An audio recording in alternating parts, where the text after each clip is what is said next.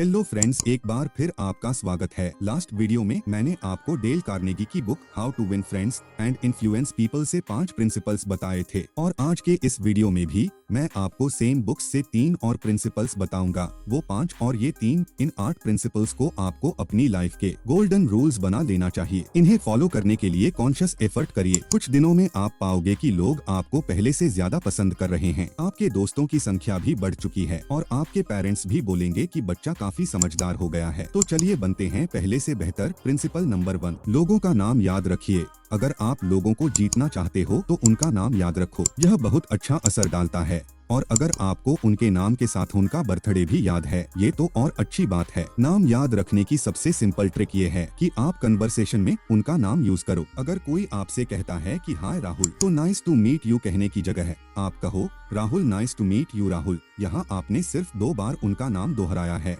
लेकिन इससे उनका नाम आपको अच्छी तरह से याद हो जाएगा और सामने वाले को भी अच्छा लगेगा उसका नाम सुनकर। मैंने देखा है जब कोई यूट्यूबर लाइव स्ट्रीमिंग करता है तो लोग चैट में उससे बार बार बोलते हैं शाउट आउट माय नेम, बल्कि लोग सुपर चैट से उसे पैसे तक देते हैं उनका नाम बोलने के लिए। इससे पता चलता है कि हमें अपना नाम सुनना कितना ज्यादा पसंद है। डेल कार्नेगी कहते हैं कि इंसान के लिए दुनिया में सबसे इम्पोर्टेंट वर्ड उसका नाम होता है और लोगों का नाम लेने से न सिर्फ आपके दोस्त बनते हैं बल्कि इसके कई फायदे होते हैं। एंड्रू कार्नेगी ने बचपन में खरगोश पाले थे। धीरे धीरे उनकी तादाद काफी बढ़ गई। अब वो इतने सारे खरगोशों को अफोर्ड नहीं कर पा रहे थे, तो उन्होंने अपने आसपास के रहने वाले बच्चों से कहा कि अगर वो इन खरगोशों के लिए दाना पानी देंगे तो वह अपने इन खरगोशों का नाम उनके नाम पर रख देंगे और ये आइडिया काम कर गया। यही ट्रिक एंड्रू कार्नेगी ने बिजनेस में भी यूज की। वो पेंसिल्वेनिया रेलरोड कंपनी को रेल की पटरियां बेचना चाहते थे और उस कंपनी के प्रेसिडेंट थे जे एडगर थॉमसन। एंड्रू कार्नेगी ने एक बड़ी स्टील कंपनी बनाकर उसका नाम एडगर थॉमसन स्टील वर्क्स रख दिया। अब आप खुद ही बता सकते हैं कि थॉमसन को जब पटरियों की जरूरत पड़ी होगी तो उन्होंने किससे खरीदी होगी। एंड्रू कार्नेगी अपनी फैक्ट्री में काम करने वाले हर एक मजदूर को नाम से जानते थे। जब तक कंपनी का मैनेजमेंट उनके हाथ में था तब तक उनकी कंपनी में कभी भी स्ट्राइक नहीं हुई। अगर आपकी मेमोरी मेरे जैसी एवरेज है तो आप थोड़े से एफर्ट से लोगों के नाम और उनकी डिटेल्स याद रख सकते हो। जिससे भी आप मिलो, एक छोटे से नोट पर उनका नाम लिख लो और उनकी कोई भी डिटेल जो उन्होंने आपको बताई हो, लाइक उनका बर्थडे या उनका प्रोफेशन या उनके बच्चे के नाम एक्सेट्रा एक्सेट्रा, ताकि नेक्स्ट टाइम जब आप उनसे मिलो तो उनका नाम लेकर ग्रीट कर सको, उनके बच्चों का नाम लेकर उनसे पूछ सको कि उनके बच्चे कैसे हैं। यकीन करिए कि ये बात बहुत ज्यादा असर रखती है। आप अपनी मोबाइल के कैलेंडर में उनका बर्थडे ऐड कर सकते हो। उनके बर्थडे पर आप उनको एक सरप्राइज टेक्स्ट भेज सकते हो। मैं आपको एक बहुत ही इंटरेस्टिंग टास्क देता हूँ, मैं हमेशा ये करता हूँ। तो टास्क ये है कि नेक्स्ट टाइम जब आप किसी कस्टमर केयर पर कॉल करो तो उस एग्जीक्यूटिव का नाम लेकर बात करो। लेटेस्ट से कि अपने बैंक के कस्टमर केयर पर कॉल लगाया, वहाँ से आवाज आई गुड आफ्टरनून, मेरा नाम है निकिता या मेरा नाम है आनंद, जो भी उनका नाम हो, हम यहाँ निकिता नाम यूज करते हैं। तो वहाँ से आवाज आएगी कि गुड आफ्टरनून सर, मेरा नाम है Nikita, how can I help you. अब आपको डायरेक्ट आपकी प्रॉब्लम नहीं बतानी है, पहले उनका नाम लेकर उन्हें ग्रीट करना है लाइक दिस, हाय निकिता कैसी हो आप, दरअसल मेरी प्रॉब्लम ये है कि अब जो भी आपकी प्रॉब्लम है वो आप बताइए। इसके बाद नॉर्मली वहाँ से रिस्पॉन्स आता है कि okay I will tell you the details, will you please be on the line. आप कहिए या श्योर निकिता, व्हाई नॉट। अब उस कस्टमर केयर एग्जीक्यूटिव को आपकी हेल्प करने में ज्यादा खुशी होगी और आगे पूरे कन्वर्सेशन में आप ये फील कर सकोगे कि वो आपसे बात करके न सिर्फ खुश है बल्कि स्माइल भी कर रहे हैं। एंड लास्ट में जब वो कहते हैं कि हैव अ नाइस डे या आपका दिन शुभ हो, तो आप भी जवाब में उनको कहो कि आपका भी दिन शुभ हो।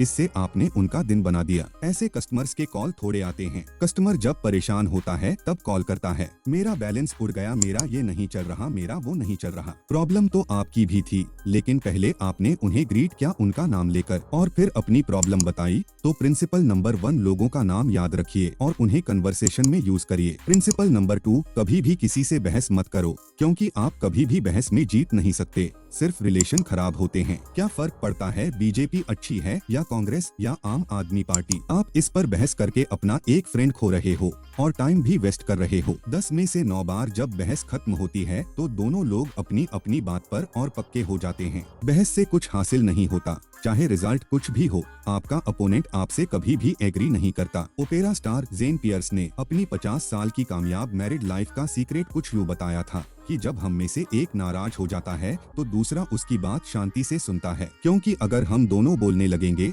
चिल्लाने लगेंगे, तो फिर किसी की भी बात पूरी नहीं होगी और घर में सिर्फ लड़ाई झगड़े और शोर शराबे के अलावा कुछ नहीं होगा। एक पर्सनल एग्जाम्पल देता हूँ। मेरा दोस्त और मैं काफी पॉलिटिकल बहस करते थे और लास्ट में हम एक दूसरे से नाराज हो जाते थे। ना उसकी सोच बदलती थी, ना मेरी, और ना ही इससे किसी को कोई फायदा होता था। तब से हमने डिसाइड किया कि कभी भी पॉलिटिकल इश्यू पर बात नहीं करेंगे और वो डिसीजन काफी अच्छा रहा। सक्सेस एंड हैप्पीनेस पाने का यही एक रास्ता है, तो हमेशा याद रखिए। प्रिंसिपल नंबर 2, आर्गुमेंट करने से कोई फायदा नहीं होता। अगर आपका अपोनेंट आपकी बात पर एग्री कर भी ले, तब भी वो मन में अपनी बात पर और मजबूत हो जाता है और बहस में आपकी जीत खोखली होती है। प्रिंसिपल नंबर 3, कभी भी किसी को डायरेक्टली ये मत बोलो कि वो गलत है। जब आप डायरेक्टली किसी को बोल रहे हो कि वो गलत है, तो आप इनडायरेक्टली ये बोल रहे हो कि आप उनसे ज्यादा स्मार्ट हो और ये उनके सेल्फ एस्टीम पर डायरेक्ट अटैक है। तो जब आप किसी को बताना चाहते हो कि वो गलत है, तो पहले अपनी गलती बताओ। आप इस तरह बोल सकते हो, मैंने तो कुछ अलग सोचा था, हो सकता है कि मैं गलत हूँ, मुझसे बहुत गलतियाँ होती हैं, क्यों न एक बार मिलकर फैक्ट्स चेक करते हैं। अगर आप अपना विरोध इस तरह फ्रेम करोगे तो बहुत कम चांसेज हैं कि सामने वाला इंसान अपसेट हो या आपसे बहस करे। इस तरह की गई थोड़ी सी कोशिश से आप अपने विरोधी को अपना साथी बना सकते हो। तो याद रखिए कि जब आप किसी को उसकी गलती इसलिए बता रहे हो कि वो गलती सुधार ले, तो पहले आप ये बताओ कि आपसे भी गलतियां होती हैं। फिर उसे बताओ कि उससे क्या गलती हुई है और गलती को किस तरह सुधारा जा सकता है। जब डेल कार्नेगी की सेक्रेटरी से गलती होती थी, तो कार्नेगी उसे बताते थे कि जब वो उनकी उम्र के थे तब उनसे कितनी बड़ी बड़ी गलतियां होती थी। फिर उसे बताते थे कि तुमसे ये गलती हुई है और इससे ऐसा नहीं, ऐसा करो। इस तरह बोलने से उनकी सेक्रेटरी ने कभी भी अपनी गलती सुधारने में आनाकानी नहीं की। तो हमेशा याद रखिए, ऐसा तो हो नहीं सकता कि आपसे कभी गलती ना हुई हो। अगर आप अपने जूनियर को सुधारना चाहते हो, तो अपनी गलती पहले बताओ और फिर देखो कि आपकी बात कितना असर रखेगी। एक बार ये तीनों प्रिंसिपल समराइज कर लेते हैं। प्रिंसिपल नंबर 1, लोगों का नाम याद रखिए और कन्वर्सेशन में बार बार यूज करिए। इससे उन्हें लगेगा कि आपके लिए वो इम्पोर्टेंट है, जिससे वह आपको पसंद करेंगे। प्रिंसिपल नंबर 2, कभी भी किसी से बहस मत करो,